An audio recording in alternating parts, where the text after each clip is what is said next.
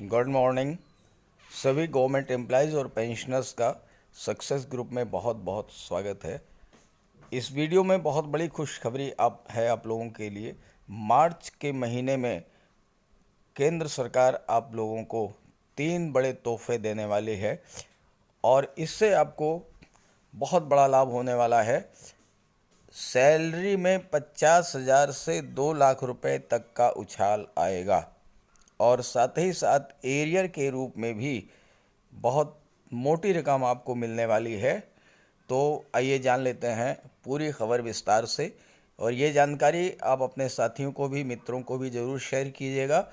और चैनल को पहली बार विज़िट कर रहे हों तो सब्सक्राइब भी कर लीजिएगा। चलिए वीडियो शुरू करते हैं। तो ये खबर है नई दिल्ली से।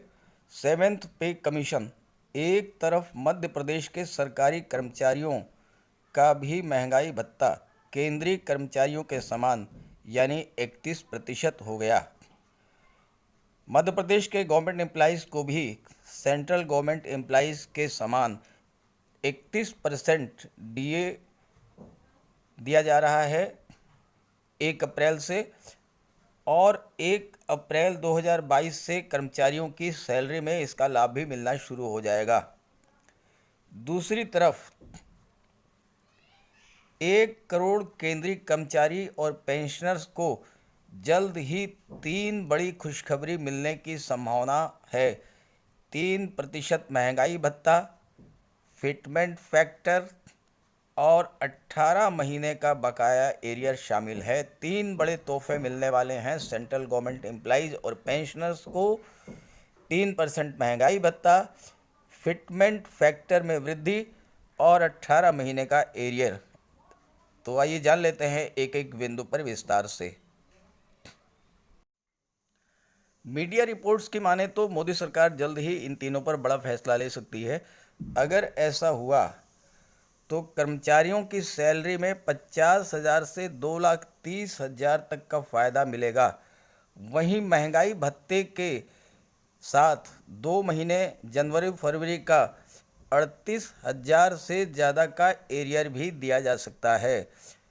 2 बेनिफिट्स मिलेंगे आपको तत्काल। 50,000 से 2.5 लाख रुपए तक का फ़ायदा मिलेगा। महंगाई भत्ते के साथ 2 महीने का जनवरी और फरवरी का एरियर 38,000 से ज़्यादा दिया जा सकता है।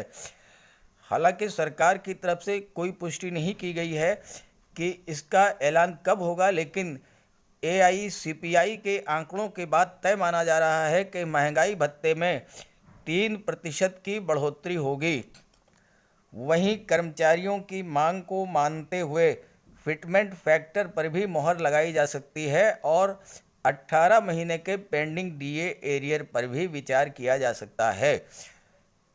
3% की महंगाई भत्ता, फिटमेंट फैक्टर और 18 महीने का पेंडिंग डीए एरियर।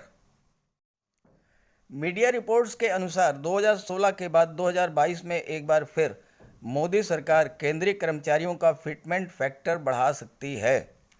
2016 में फिटमेंट फैक्टर को बढ़ा करके 2.57 किया गया था और वर्तमान में जो फिटमेंट फैक्टर है वो 2.57% मिल रहा है। इसे कर्मचारियों द्वारा 3.68 गुना बढ़ाने की मांग की जा रही है। अगर मोदी सरकार केंद्रीय कर्मचारियों का फिटमेंट फैक्टर 3.68 हाइक बढ़ाती है तो न्यूनतम वेतन 18,000 रुपये से बढ़कर 26,000 रुपये हो जाएगा। फिटमेंट फैक्टर को अगर 3.68 बढ़ा दिया जाता है तो मूल वेतन में वृद्धि होगी। न्यूनतम वेतन जो है वो बढ़ेगा 18,000 से 26,000, और उसी के साथ साथ और भी कम जो लेवल हैं उनके वेतन बढ़ेंगे।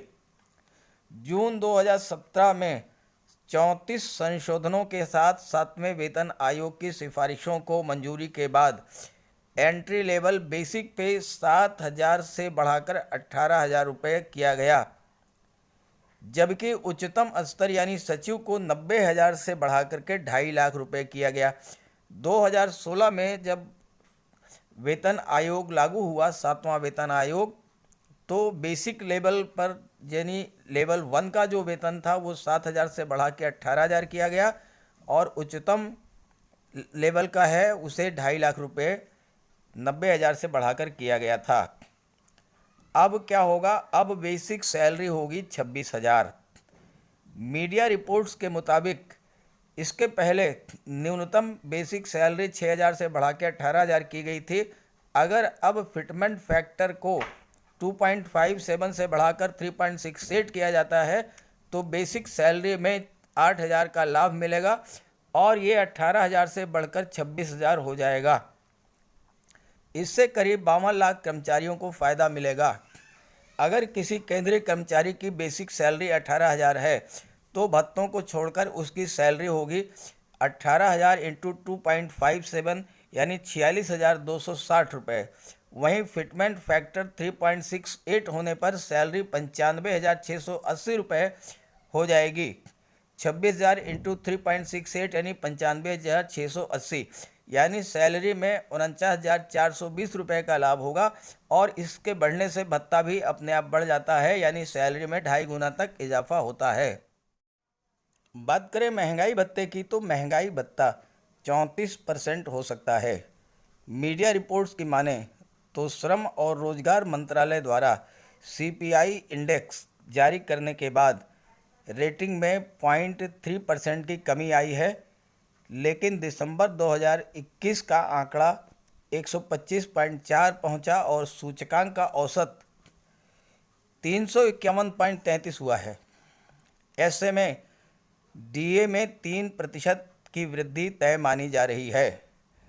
वहीं हाल ही में केंद्र सरकार ने भी संकेत दिए थे, कर्मचारियों और पेंशन भोगियों के डीए और डीआर की गणना लेबर मंत्रालय द्वारा जारी अखिल भारतीय उपभोक्ता मूल्य सूचकांक के अनुसार मुद्रास्फीति के आधार पर की जाती है। ऐसे में माना जा रहा है कि जल्द कर्मचारियों का महंगाई भत्ता 3% बढ़ने से कुल डीए 31% से 34% हो जाएगा। अब सवाल है कि क्या एरियर भी मिलेगा?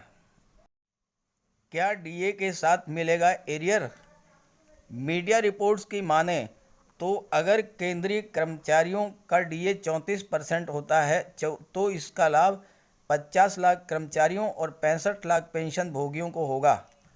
सैलरी कैलकुलेशन देखें तो 18,000 रुपये प्रतिमाह सैलरी वाले कर्मचारी को 6,120 रुपये प्रतिमाह डीए मिलेगा, यानी सालाना 6,480 रुपये और 56,000 सैलरी वाले का सालाना डीए 20,484 होगा। जिसका वेतन 18,000 है उसका 6,120 होगा डीए और जिसका 56,000 सैलरी है उसका डीए होगा 20,484 और जनवरी और फरवरी का एरियर 38,692 रुपये, यानी अतिरिक्त भुगतान मार्च की सैलरी के साथ किया जा सकता है। 56,900 रुपये बेसिक सैलरी वाली कर्मचारी की बेसिक सैलरी 19,346 रुपये प्रति माह के भत्ते के हिसाब से सैलरी में 2,32,000 रुपये 152 रुपये का इजाफा होगा। संभावना जताई जा रही है कि मार्च के अंत यानी नए वित्त वर्ष से पहले मोदी सरकार इसकी घोषणा कर सकती है। 18 महीने के बकाया एरियर पर भी फैसला।